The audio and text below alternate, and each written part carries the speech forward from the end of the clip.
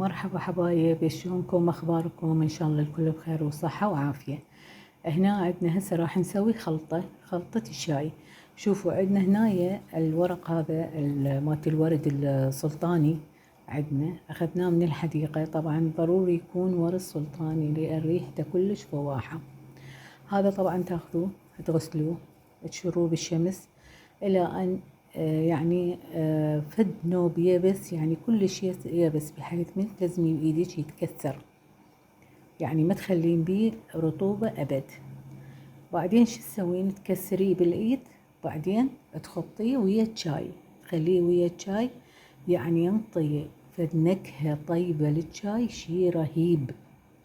زين، هاي عندنا هنا احنا، هاي شوفي، احنا بعد ما هاي فتتناه وخلطناه ويا الشاي هيك يصير. وين تخدرين الشاي يعني يطفي نكهة عجيبة. زين، هاي ابسط طريقة يعني حتى تستفادون من عنده. ليش حرامات يعني تذبل الوردة وتموت؟ فانتوا استفادوا من عندها. يبسوه وبعدين بالايد اطحنوه، يعني بالايد فركتوه، لا تخلوه طاحونه، وتخلطوه ويا الشاي اليابس. بعدين تحطوه بعلب مثل هذه، شوفوا تحطوه بعلب وتخدرون منه الشاي. جربوها وراح تندعولي، يعني الطعم رهيب.